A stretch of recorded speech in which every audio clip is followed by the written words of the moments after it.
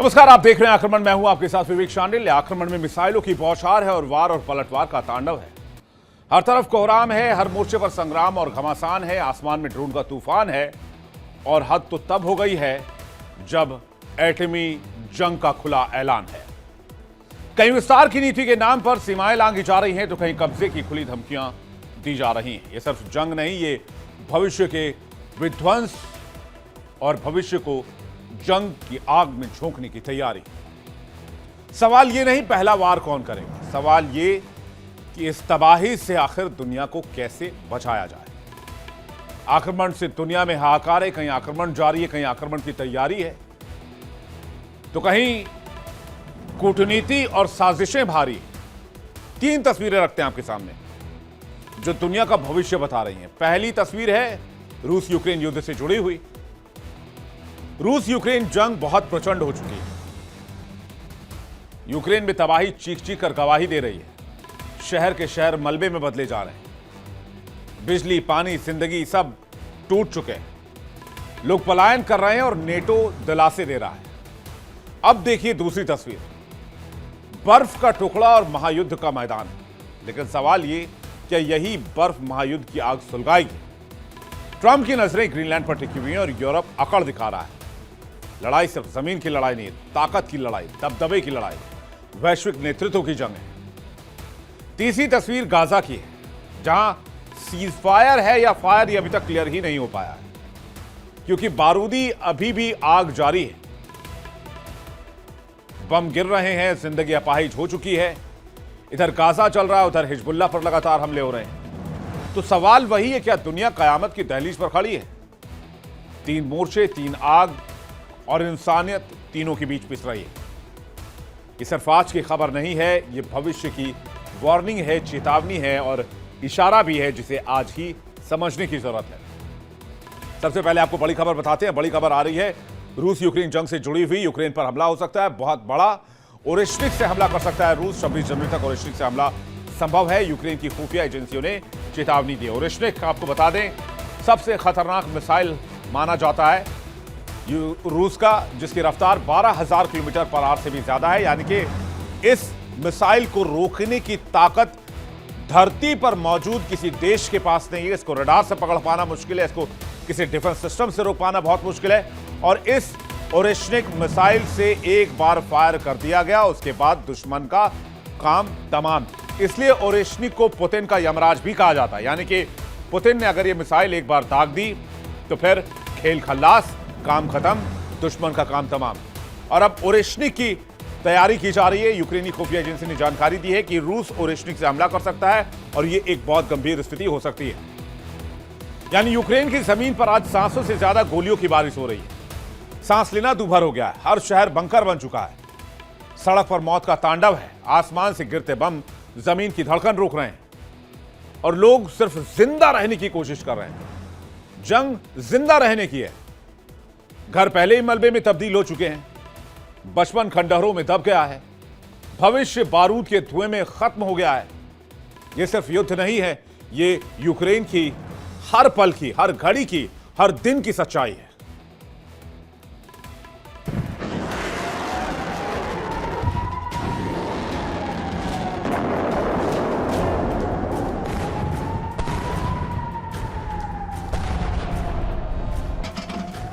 आज यूक्रेन की जमीन सिर्फ गोलियों की आवाज सुन रही है।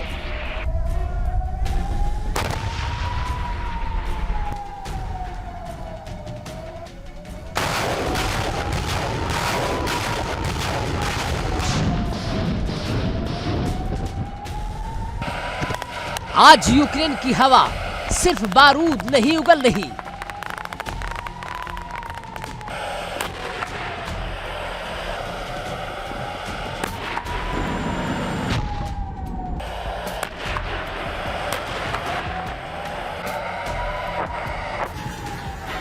आज यूक्रेन की मिट्टी चीख चीख कर तबाही का मरसिया पड़ रही है।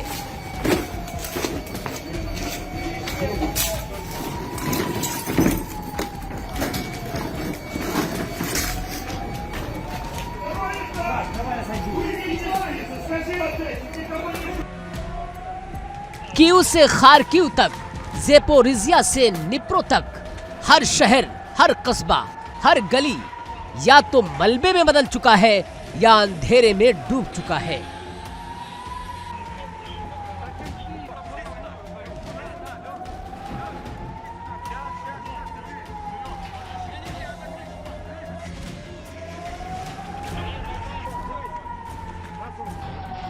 रूस और यूक्रेन के बीच पिछले 4 सालों से जारी युद्ध अब शांति नहीं, विनाश से बात कर रहा है। बीते कुछ दिनों में इस जंग ने ऐसा मोड़ लिया है जिसने पूरी दुनिया की नींद उड़ा दी है। रूस ने खेरसोन में यूक्रेनी यूएवी यानी ड्रोन फैक्ट्री पर इस्कंदर M बैलिस्टिक मिसाइलों से सीधा हमला किया। पल भर में फैक्ट्री तबाह, धुआं, आग और मलबा ही बाकी रह गया।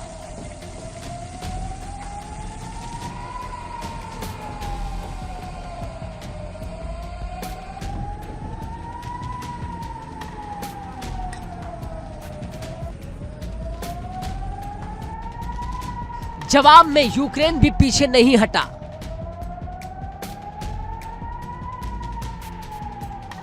यूक्रेनी Mi-24 अटैक हेलीकॉप्टरों से रूसी ठिकानों पर रॉकेट की बारिश कर दी गई।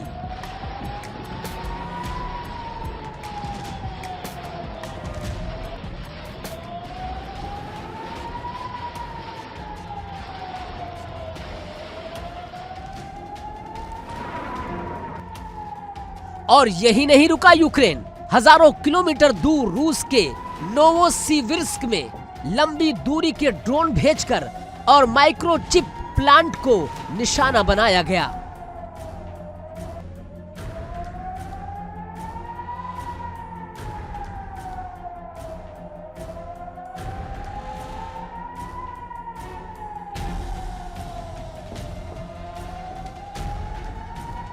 नतीजा ये रहा कि भीषण आग, कई घंटों तक जलते कारखाने, रूस के भीतर तक युद्ध की आंच पहुंची।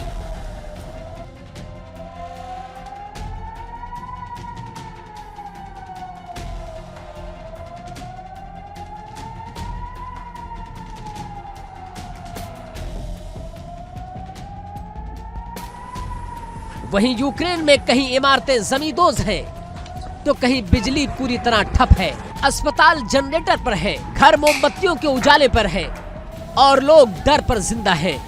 युद्ध ने बचपन छीना, भविष्य छीना और अब रोशनी भी छीनने की तैयारी में है।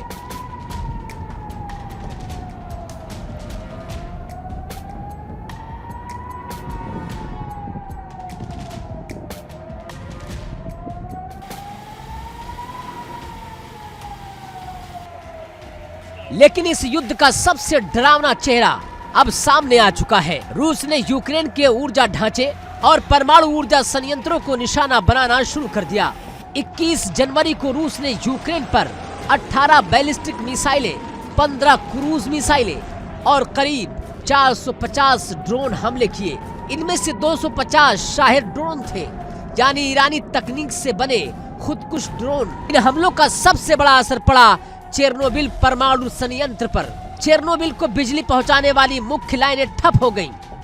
यही वो चेरनोबिल है जहां 1986 में दुनिया का सबसे बड़ा परमाणु हादसा हुआ था। आज वहां बिजली उत्पादन बंद है, लेकिन खतरा खत्म नहीं हुआ।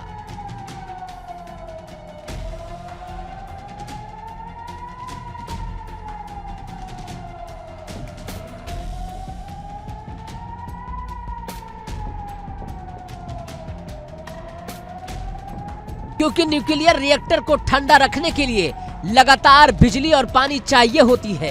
अगर ये सप्लाई रुकी तो इतिहास खुद को दोहरा सकता है।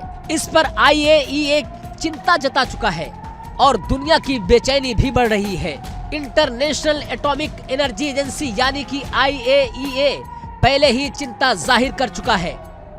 पिछले महीने भी चेरनोबिल के इंफ्रास्ट्रक्चर को नुकसान पहुंचाया था।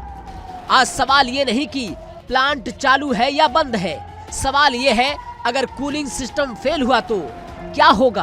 अब आपको बताते हैं कि यूक्रेन के बाकी परमाणु संयंत्र किस हाल में हैं। यूक्रेन के नक्शे पर नजर डालिए। रिवने न्यूक्लियर प्लांट में 4 रिएक्टर हैं, 2 बंद और 2 2030 तक चलने वाले हैं। खमेलनित्स्की प्लांट में 2 रिएक्टर अब भी बिजली उत्पादन दे रहे हैं। साउथ यूक्रेन न्यूक्लियर प्लांट में 3 रिएक्टर पूरी तरह सक्रिय हैं। ज़ेपोरिज़िया न्यूक्लियर प्लांट में यूरोप का सबसे बड़ा परमाणु संयंत्र 6 में से सिर्फ 2 रिएक्टर चालू है और यही ज़ेपोरिज़िया पहले से ही युद्ध की सबसे संवेदनशील जमीन बना हुआ है। ऐसे में क्या रूस की रणनीति बदल चुकी है? अब सबसे बड़ा सवाल, क्या रूस जानबूझकर यूक्रेन की ऊर्जा रीढ़ तोड़ना चाहता है? क्या ये सिर्फ सैन्य हमला नहीं बल्कि साइकोलॉजिकल और इकोनॉमिक वार है? बिजली नहीं होगी तो फैक्ट्रियां बंद, तो हथियार नहीं बनेंगे। बिजली नहीं होगी तो शहर ठप हो जाता है, जनता हताश हो जाती है और जनता थकती है, तब देश झुकता है।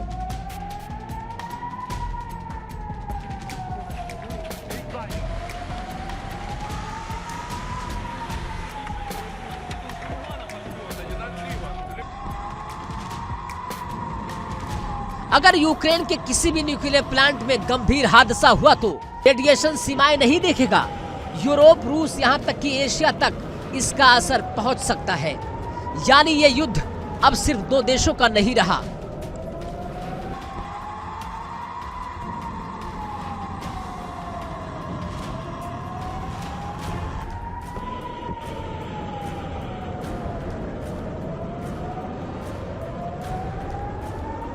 आज रूस यूक्रेन युद्ध सिर्फ मिसाइलों, ड्रोन की लड़ाई नहीं है, ये लड़ाई है ऊर्जा की, हिम्मत की और इंसानियत की। रूस अगर रणनीति के तहत ऊर्जा और परमाणु ढांचे को निशाना बना रहा है तो ये युद्ध नहीं, सभ्यता के साथ खेला गया जुआ है।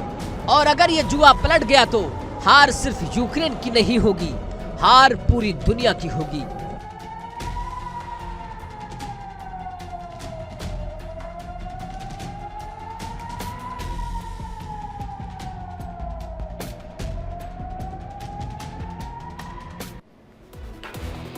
और इस बीच एक बड़ी खबर आ रही है, रूस का यूक्रेन पर बहुत बड़ा हमला सामने आया। रिहायशी इलाकों पर हमले से भगदड़ की खबर है। हमले से कीव, खार्किव में अंधेरा छा गया है, बिजली सप्लाई ठप हो गई है, पानी की भारी किल्लत है, कड़ाके की ठंड में जिंदगी जीना भी दूभर हो चुका है। यूक्रेन इस वक्त भारी ठंड से जूझ रहा है। आप सोचिए कि जो वाटर सप्लाई है वो भी बिजली और गैस के वजह से ही उसको नॉर्मल किया जाता है, क्योंकि पाइप फ्रीज हो जाते हैं। इतनी ठंड में वाटर सप्लाई पॉसिबल नहीं हो पाता।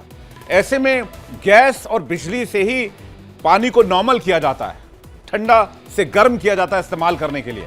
लेकिन भयंकर हमले की वजह से एनर्जी क्राइसिस यूक्रेन में है। कीव में अंधेरा छाया हुआ है, खार्किव में भी अंधेरा छाया हुआ है और बिजली सप्लाई ठप है। पानी की भारी किल्लत, कड़ाके की ठंड में लोगों का जीना भी दूभर हो गया है। यानी युद्ध की आग में आज यूक्रेन न सिर्फ जल रहा है बल्कि तड़प रहा है, पल पल मौत के आगोश में जा रहा है। और लपटें सिर्फ यूक्रेन तक सीमित नहीं है, लपटें धीरे धीरे यूरोप तक पहुंचने लगी है। और अगर हालात ऐसे ही रहे तो कल को ये आग पूरी दुनिया को झुलसा सकती है। सवाल बड़ा है, डरावना भी है। क्या रूस का प्लान वाकई बहुत खतरनाक है? क्या यूरोप दहशत में है? और अगर है तो यूरोप अब क्या करेगा? क्या विकल्प है?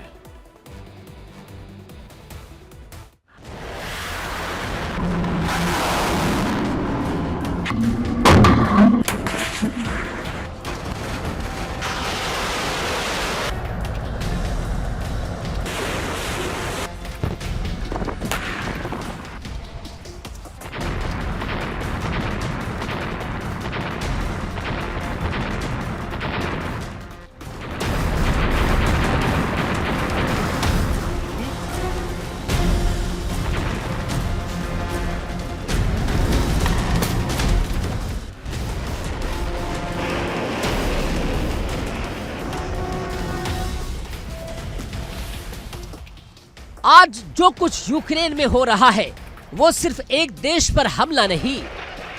रूस जिस तरह यूक्रेन की ऊर्जा सप्लाई, पावर ग्रिड और न्यूक्लियर इंफ्रास्ट्रक्चर को निशाना बना रहा है,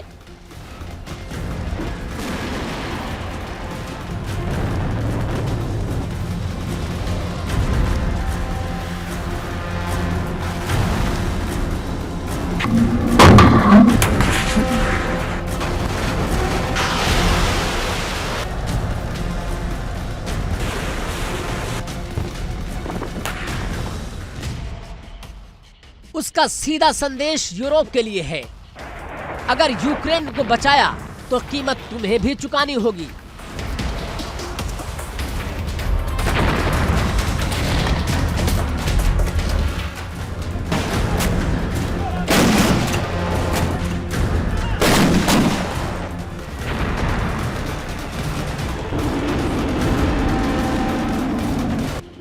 पुतिन की ये रणनीति टैंकों से ज्यादा डर और दबाव का हथियार है।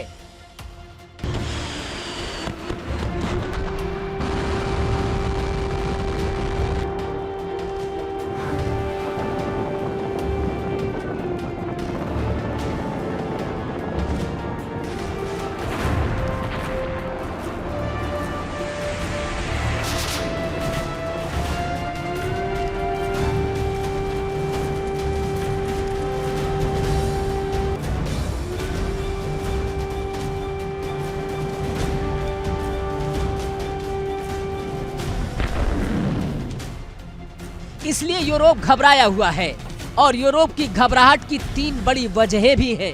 पहली वजह न्यूक्लियर खतरा। यूक्रेन में किसी भी परमाणु संयंत्र में अगर बड़ा हादसा हुआ तो रेडिएशन सरहद नहीं देखेगा।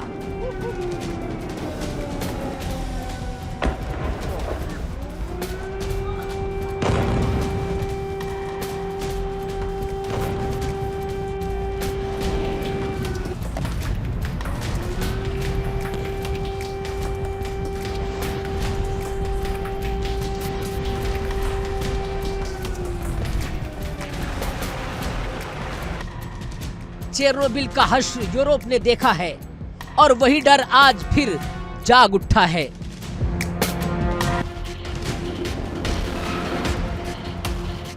दूसरी वजह, ऊर्जा संकट। यूरोप पहले ही रूसी गैस पर निर्भरता की भारी कीमत चुका है।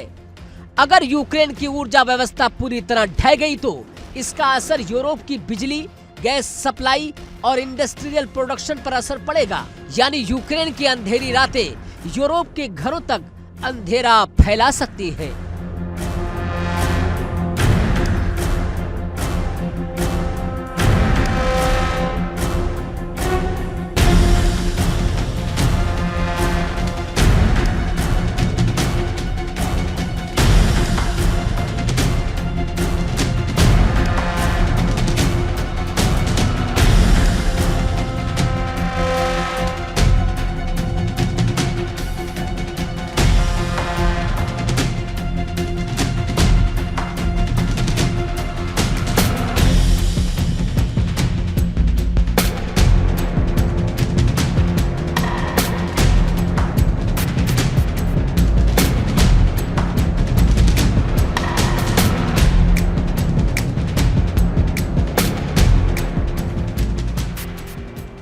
तीसरी वजह, युद्ध का फैलाव।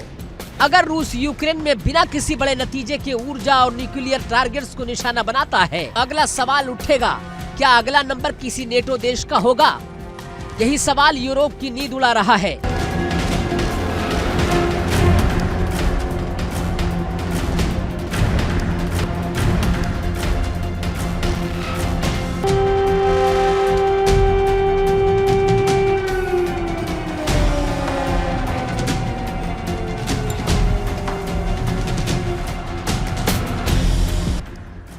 पुतिन का संदेश साफ है, ये युद्ध सिर्फ फ्रंट लाइन पर नहीं लड़ा जा रहा है। ये युद्ध बिजली से, ठंड से, डर से और जनता के धैर्य से लड़ा जा रहा है। यूक्रेन को अंधेरे में रखो, यूरोप को डर में रखो, यही पुतिन की शतरंजी चाल है।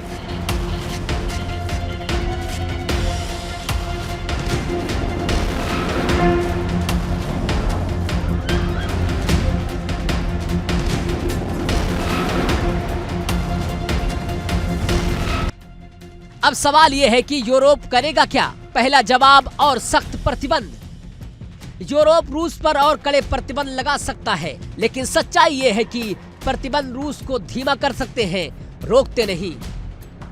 दूसरा जवाब, यूक्रेन को ज्यादा हथियार, air defence system, long range मिसाइलें, ड्रोन टेक्नोलॉजी। यूरोप और नेटो यूक्रेन को और मजबूत बनाने की तैयारी में है, लेकिन ये रास्ता युद्ध को और लंबा और खतरनाक बना सकता है।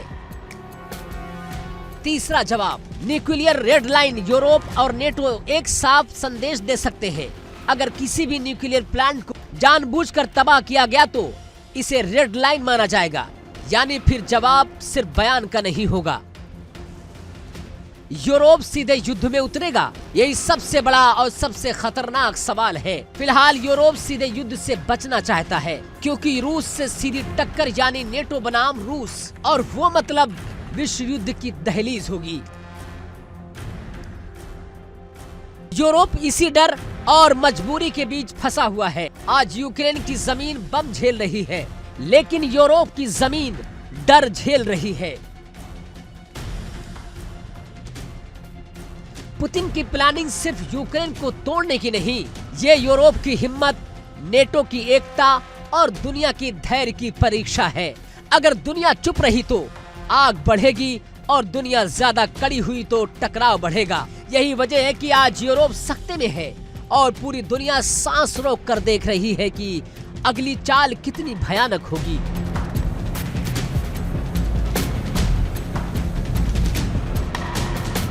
यूक्रेन जल रहा है, यूरोप सुलग रहा है, और सवाल यही है कि क्या दुनिया वक्त रहते इस आग को बुझा पाएगी? Bureau report, India daily.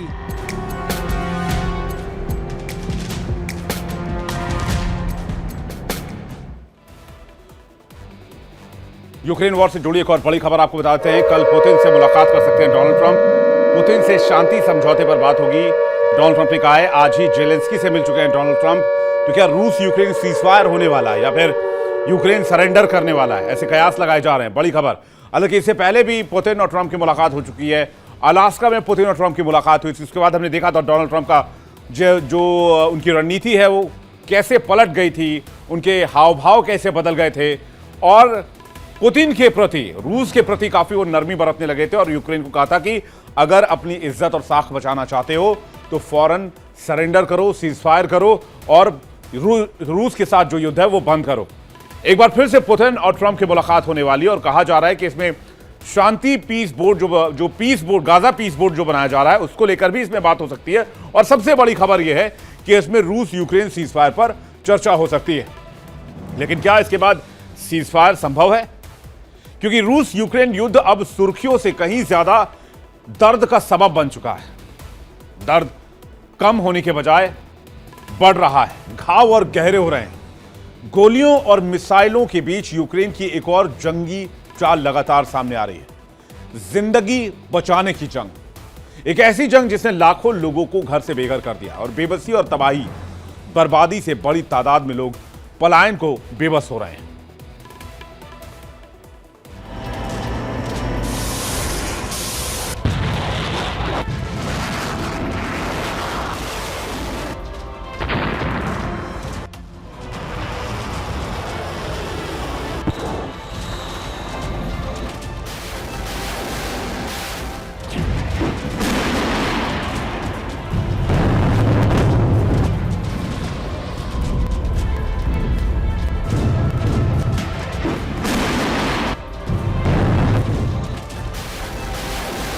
ये युद्ध नहीं, पलायन की सुनामी है।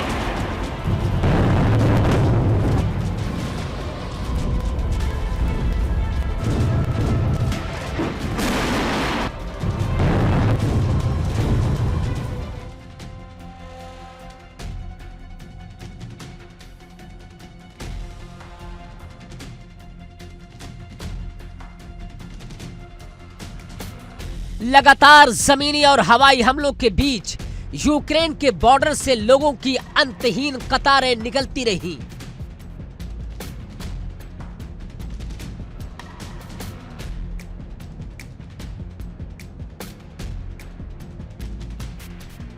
शुरुआत में रास्ता था पोलैंड, पड़ोसी देश, करीब 530 किलोमीटर लंबी सीमा और उम्मीद की आखिरी किरण।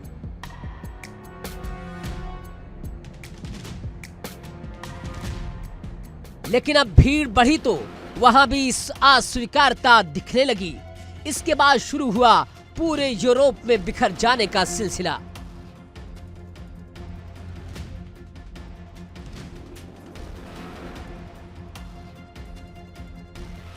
यानी दूसरे विश्व युद्ध के बाद से सबसे बड़ा विस्थापन, सबसे बड़ा पलायन।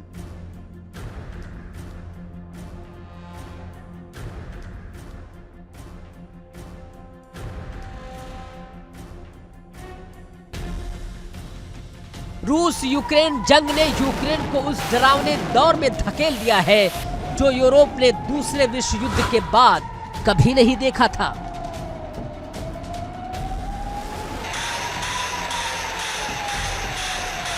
फरवरी 2022 जैसे ही रूसी हमले शुरू हुए, शहरों में सायरन गूंजने लगे, आसमान से बम गिरने लगे और लोगों के पास बस एक ही रास्ता बच निकला जो कल तक नौकरी, स्कूल, परिवार और सपनों में थे, वो एक झटके में शरारती बन गए। यानी हर 4 में से एक यूक्रेनी बेघर हो चुका है। युद्ध से पहले यूक्रेन की आबादी तकरीबन 4 करोड़ 20 लाख मानी जाती थी। आज हालात ये है कि करीब 1 करोड़ लोग विस्थापित हो चुके हैं। यानी हर 4 में से एक यूक्रेनी को अपना घर छोड़ना पड़ रहा है। दूसरे विश्व युद्ध में यूरोप से करीब 3 से 4 करोड़ लोग विस्थापित हुए थे, लेकिन वो पलायन करीब 7 साल में हुआ था।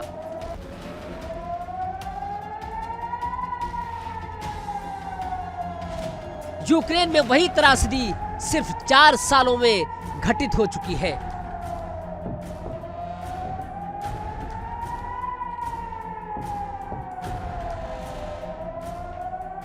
लाखों लोग यूक्रेन के अंदर ही एक शहर से दूसरे शहर भटक रहे हैं। जहां बमबारी तेज है, वहां लोग बेसमेंट, मेट्रो स्टेशनों और अंडरग्राउंड शेल्टरों में जिंदगी गुजार रहे हैं।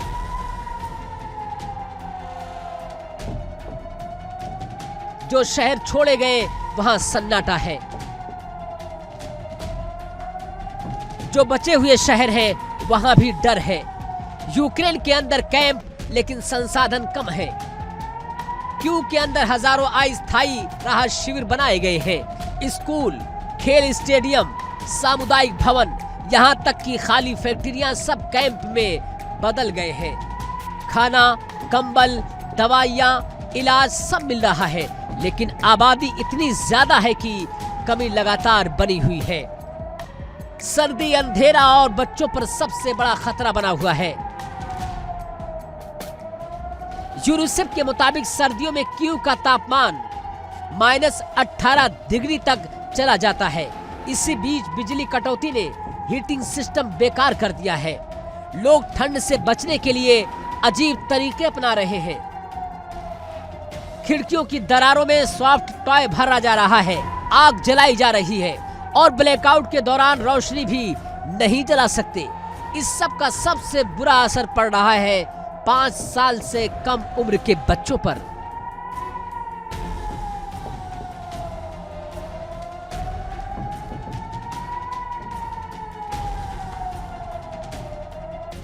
जंग शुरू होते ही सबसे ज्यादा लोग पोलैंड पहुंचे थे। पोलैंड ने दरवाजे खोल दिए। बिना वीजा एंट्री, मुफ्त इलाज, काम करने की छूट, रेलवे स्टेशन और स्कूल शरण शिविर बन गए। लेकिन जल्द ही समस्या सामने आने लगी। नौकरियों पर दबाव, घरों का किराया बढ़ा, अस्पताल और स्कूल भर गए और फिर स्थायी विरोध भी शुरू हो गया। इसके बाद संयुक्त राष्ट्र की पहल पर दूसरे देशों ने भी जिम्मेदारी ली। जर्मनी रहने, काम करने और सोशल सपोर्ट की सुविधा दी। चेक रिपब्लिक छोटा देश लेकिन बड़ा बोझ उठाया। रोमानिया सीमावर्ती इलाकों में ट्रांजिट कैंप लगाया। इटली और स्पेन खास तौर पर बच्चों और परिवारों को संरक्षण दिया। अमेरिका और कनाडा विशेष वीजा प्रोटेक्शन प्रोग्राम बनाया। यूरोपीय संघ का बड़ा फैसला था। यूरोपीय संघ ने टेम्परेरी प्रोटेक्शन लागू किया। इसके तहत यूक्रेनी नागरिकों को रहने, काम करने, पढ़ाई करने और इलाज की तुरंत अनुमति मिली। पोलैंड, जर्मनी, चेक रिपब्लिक, रोमानिया, हंगरी सब ने इसे लागू किया। फरवरी 2022 के बाद से अब तक तकरीबन 2.5 लाख यूक्रेनी अमेरिका पहुंचे। उन्हें टेम्परेरी प्रोटेक्टेड स्टेटस मिला। लेकिन ट्रंप के आने के बाद ये प्रोग्राम रुक गया। अब कई परिवार परमिट रिन्यू नहीं करा पा रहे हैं। अनिश्चितता एक बार फिर उनके दरवाजे पर खड़ी है। सिर्फ यूक्रेन नहीं, पूरी दुनिया का दबाव है। यूक्रेन से लोगों का आना उसी वक्त से हो रहा है जब सीरिया, अफगानिस्तान, सूडान, वेनेजुएला जैसे देशों से भी रिकॉर्ड संख्या में शरणार्थी आ रहे हैं। यानी यूरोप और अमेरिका एक साथ कई युद्धों का बोझ ढो रहे हैं। यही वजह है कि कई देश चाहते हैं कि ये जंग रुक सके।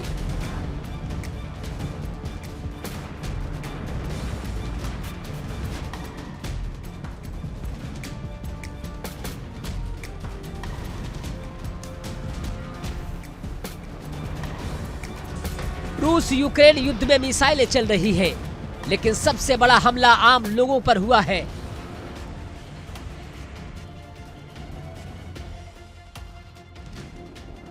घर छिन गया, पहचान छिन गई और भविष्य अधर में लटक गया।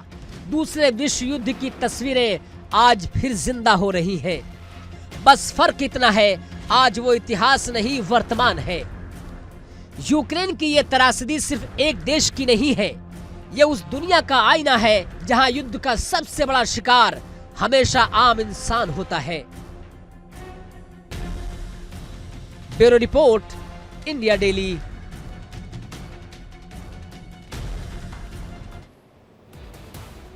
और अब बात बर्फ के एक ऐसे टुकड़े की जो तीसरा विश्व युद्ध कराने की कैपेसिटी रखता है। जी हां, बर्फीला इलाका जिसके नीचे दबी है तीसरे विश्व युद्ध की चिंगारी। ग्रीनलैंड को लेकर अमेरिका और यूरोप आमने सामने है। यूरोप ट्रंप के सामने तन कर खड़ा है और ट्रंप यूरोप को एहसान फरामोश बता रहे हैं। ट्रंप का मैसेज क्लियर है, अमेरिका ने सुरक्षा दी है, पैसा दिया है, ताकत दी है, तो अमेरिका वसूलेगा भी, और वही ताकत याद भी दिलाई जा रही है। डेनमार्क हो या पूरा यूरोप, टकराव सिर्फ शब्दों की नहीं, रणनीति और दबदबे की है। सवाल यह है कि क्या यह बर्फ पिघलेगी या दुनिया को जंग की एक और आग में झोंकेगी।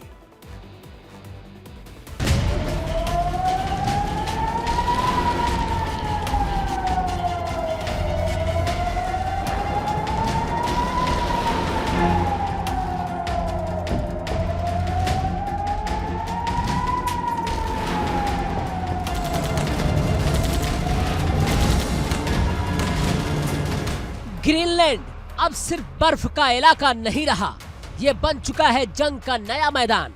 सेना तैयार है, फाइटर जेट गदर मचाने को तैयार है।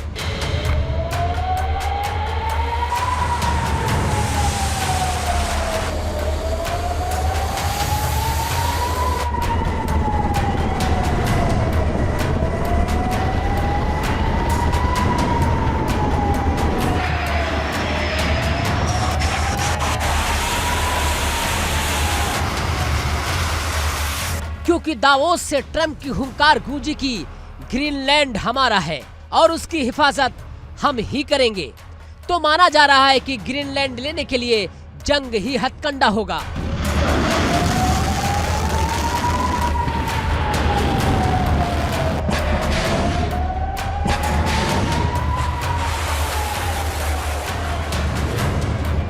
अमेरिकी सेना अलर्ट मोड में है, तो वहीं डेनमार्क भी पीछे हटने को तैयार नहीं, फिर चाहे दो दो हाथ करना ही पड़े।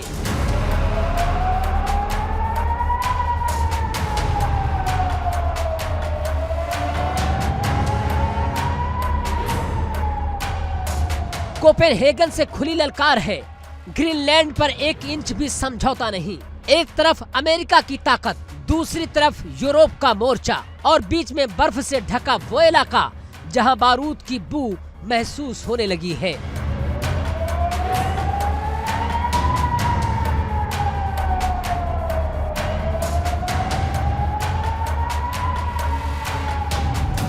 दुनिया के सबसे ताकतवर मंच से दुनिया के सबसे ताकतवर मुल्क का खुला ऐलान, और निशाना पर है बर्फ की चादर में लिपटा एक इलाका ग्रीनलैंड। दावोस से डोनाल्ड ट्रंप ने वो कह दिया जो अब तक सिर्फ पर्दों के पीछे कहा जाता था।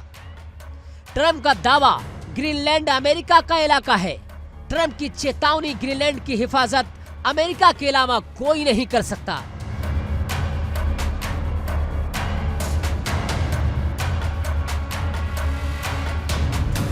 और ट्रंप की खुली धमकी, अगर यूरोप ने इनकार किया तो अमेरिका इसे याद रखेगा। तो सवाल उठता है, क्या ये सिर्फ बयानबाजी है या फिर एक नए भू राजनीतिक युद्ध की दस्तक?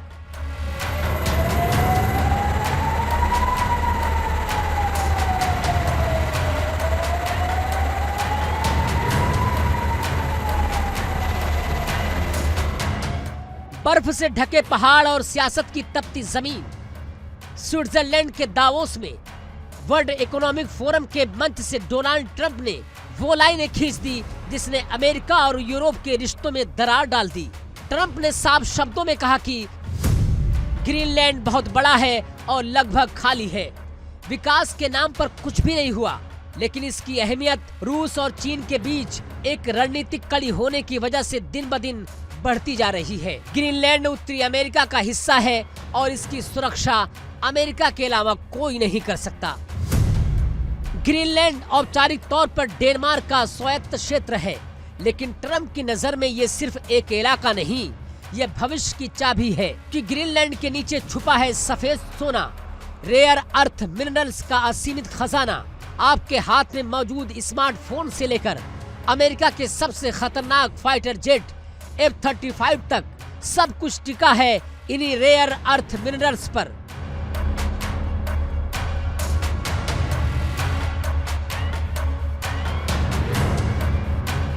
और आज की तारीख में इस बाजार का बेताज बादशाह है चीन।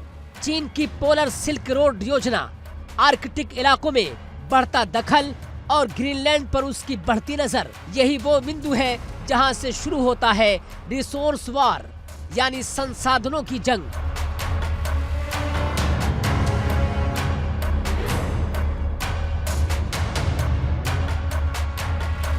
तो वहीं चीन ने ट्रंप को धमकाते हुए कहा कि अमेरिका ग्रीनलैंड में दखल देने के लिए चीन का नाम इस्तेमाल कतई ना करे, लेकिन जो मान जाए वो ट्रंप क्यों कहलाए। अमेरिकी प्रशासन जानता है कि अगर भविष्य की तकनीक पर राज करना है तो ग्रीनलैंड के खजानों पर कब्जा करना जरूरी होगा।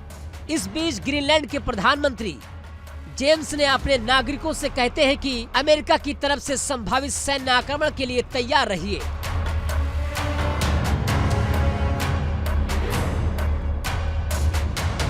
एक तरफ बर्फ, दूसरी तरफ बारूद की बू। डेनमार्क, यूरोप और नेटो देश खुलकर ट्रंप के खिलाफ खड़े हैं। ग्रीनलैंड में सैनिकों की तैनाती बढ़ रही है और सियासी बयान और ज्यादा तीखे हो रहे हैं।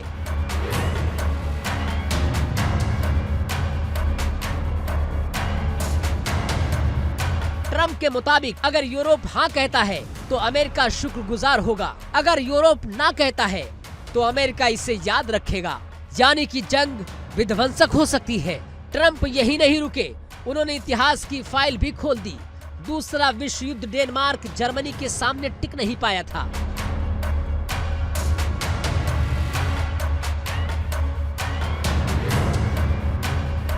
ट्रंप का आरोप है कि डेनमार्क 6 घंटे में हार गया, ना खुद को बचा पाया ना ग्रीनलैंड को। लेकिन अमेरिका ने डेनमार्क के लिए ग्रीनलैंड में सैन्य ठिकाने बनाए, डेनमार्क को बचाया। जंग के बाद ग्रीनलैंड लौटा दिया गया और आज वही डेनमार्क एहसान फरामोश बन बैठा है।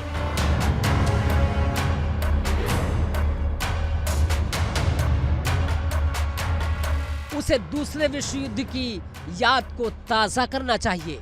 अब सवाल ये नहीं कि ट्रंप क्या चाहते हैं, सवाल ये है क्या अमेरिका ग्रीनलैंड के लिए सैन्य ताकत का इस्तेमाल करेगा। क्योंकि ट्रंप कहते हैं अगर मैं चाहूं तो बहुत ज्यादा ताकत इस्तेमाल कर सकता हूं, हमें कोई रोक नहीं सकता। लेकिन फिर जोड़ते हैं मैं सैन्य बल का इस्तेमाल नहीं करना चाहता।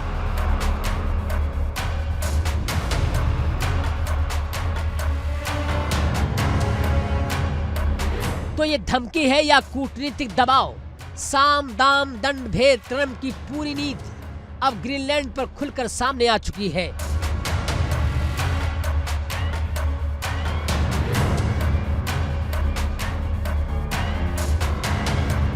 यूरोप के कुछ देश बेहद आक्रामक हैं। ट्रंप के इस फरमान को मानने को तैयार नहीं, क्योंकि ग्रीनलैंड के लिए डेनमार्क ढाल बनकर खड़ा है, नेटो असहज है और दुनिया सांस रोके देख रही है।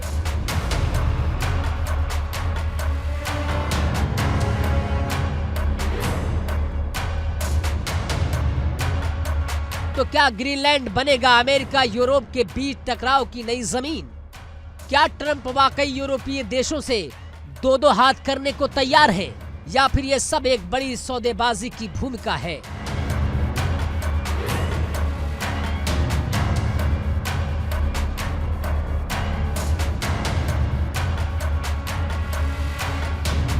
दावोस से उठी ये दहाड़ अब पूरी दुनिया में गूंज रही है। सवाल सिर्फ इतना है, क्या ग्रीनलैंड बनेगा अमेरिका और यूरोप के बीच एक नई जंग की शुरुआत?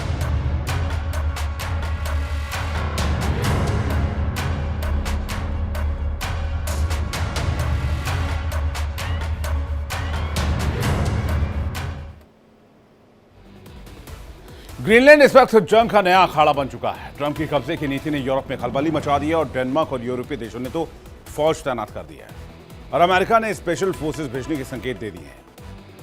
ग्रीनलैंड अब एक द्वीप नहीं रह गया है, यह वैश्विक शक्ति और भू राजनीति का नया केंद्र बन चुका है। और सवाल यही है, क्या ट्रंप की जिद के आगे यूरोप झुकेगा या यूरोप की तनातनी के आगे यूरोप के तटस्थ होने की वजह से ट्रंप यूरोप से युद्ध लड़ेंगे?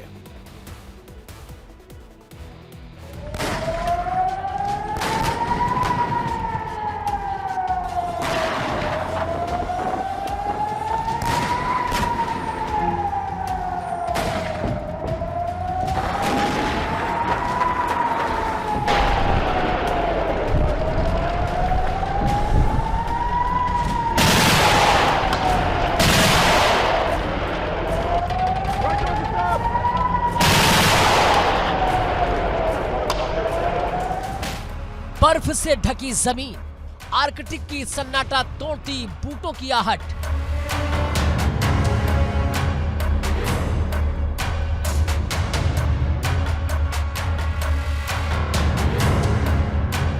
और आसमान में मंडराते मिलिट्री एयरक्राफ्ट।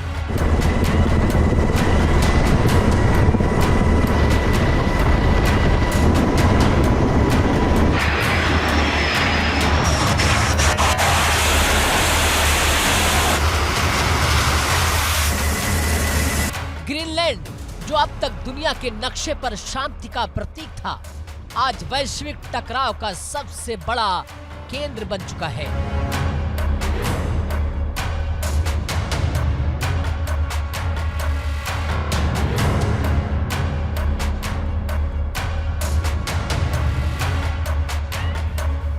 एक तरफ डोनाल्ड ट्रंप और दूसरी तरफ पूरा यूरोप। सवाल बड़ा है, क्या ग्रीनलैंड तीसरे विश्व युद्ध की शुरुआत बन रहा है?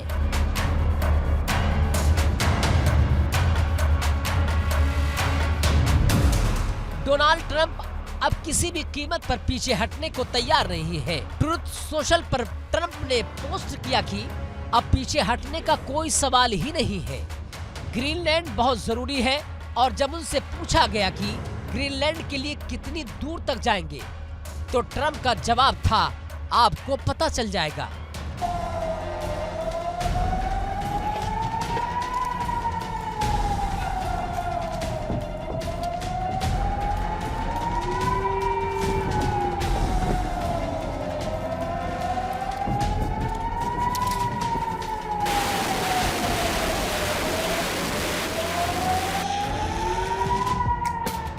यही शब्द आज दुनिया को डरा रहे हैं।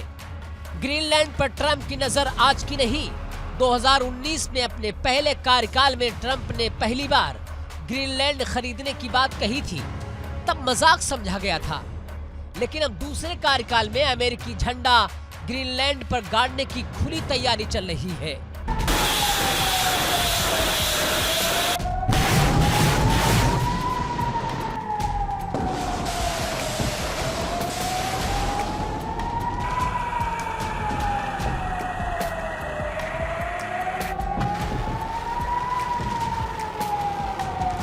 इतिहास भी यही बताता है कि अमेरिका इलाका खरीदता रहा है। अमेरिका का विस्तार कोई नई कहानी नहीं है, लेकिन इस बार सामने है डेनमार्क।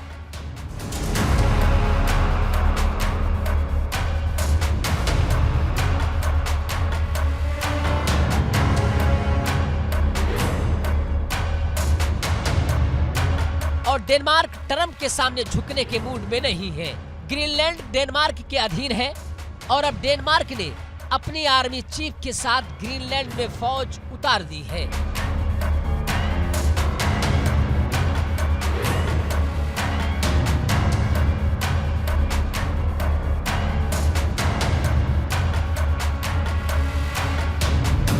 मतलब साफ है, अब डिप्लोमेसी से मिलिट्री मोड में जाती दिख रही है। ट्रंप ने सिर्फ फौज नहीं भेजी, ग्रीनलैंड के समर्थन में खड़े यूरोपीय देश पर 10% टैरिफ भी ठोक दिया।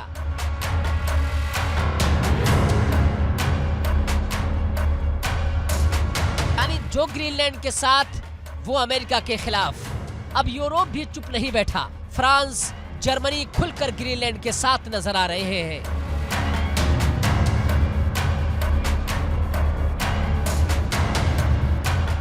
इटली अभी चुप है, लेकिन कनाडा सीधे ट्रंप के खिलाफ है। कनाडा के प्रधानमंत्री मार्क कार्नी का बयान आया, पुरानी व्यवस्था वापस नहीं आएगी, और साफ ऐलान की अगर हमला हुआ तो ग्रीनलैंड के साथ खड़े होंगे।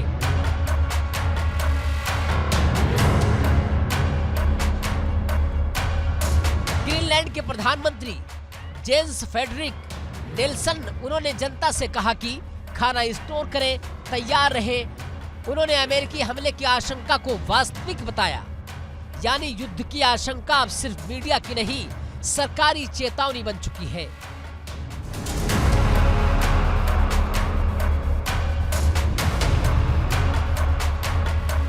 वही फ्रांस के राष्ट्रपति macro world economic forum Switzerland से सीधा संदेश दे रहे हैं कि दुनिया बिना नियम कानून वाली दिशा में मुड़ रही है, यानी ट्रंप की राजनीति पूरी वैश्विक व्यवस्था को तोड़ रही है।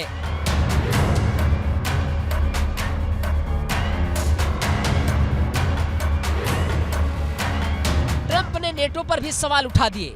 जब पूछा गया क्या नेटो टूटने की कीमत पर ग्रीनलैंड चाहिए, तो ट्रंप ने कहा नेटो के लिए मुझसे ज्यादा किसी ने कुछ नहीं किया। फिर कहा कि हमें दुनिया की सुरक्षा के लिए ग्रीनलैंड चाहिए ही चाहिए। और सबसे खतरनाक सवाल, अगर जरूरत पड़ी तो क्या नेटो अमेरिका की मदद करेगा? यानी ट्रंप खुद नेटो की वफादारी पर शक कर रहे हैं।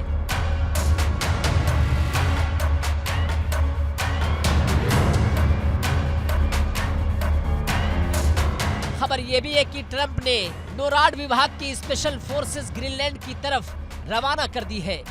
दूसरी तरफ यूरोपीय देश ने 40 सैनिकों का जत्था ग्रीनलैंड भेज दिया है।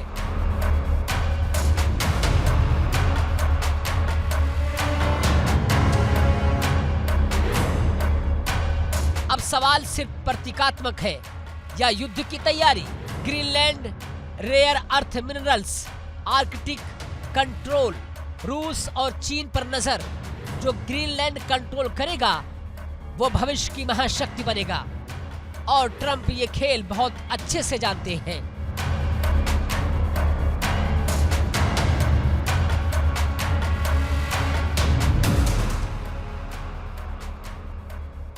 एक शख्स की जिद, दुनिया की सबसे बड़ी सैन्य ताकत, यूरोप की सामूहिक सुरक्षा, सब एक ही जगह टकरा रहे हैं।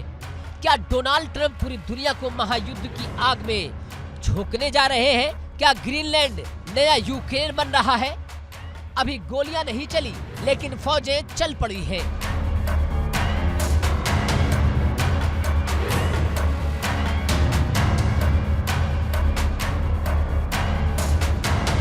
अभी बम नहीं गिरे, लेकिन बयान गिर रहे हैं। इतिहास गवाह है, युद्ध ऐसे ही शुरू होते हैं।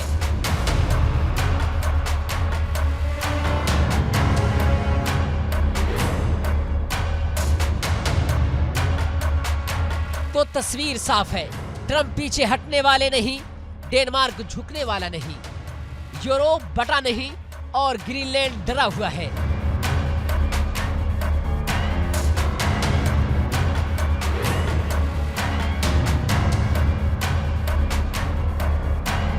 सवाल सिर्फ एक, क्या एक आदमी की जिद अरबों लोगों की जिंदगी दांव पर लगा देगी, या वक्त रहते दुनिया इस आग को बुझा पाएगी?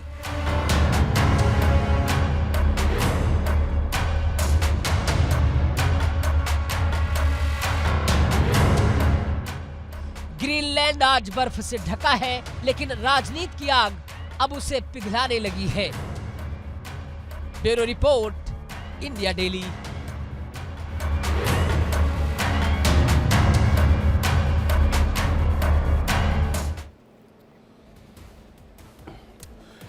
ग्रीनलैंड पर कब्जा अमेरिका के लिए इतना आसान भी नहीं है, क्योंकि पूरा यूरोप ग्रीनलैंड के साथ खड़ा है और अमेरिका ग्रीनलैंड को हथियाना चाहता है।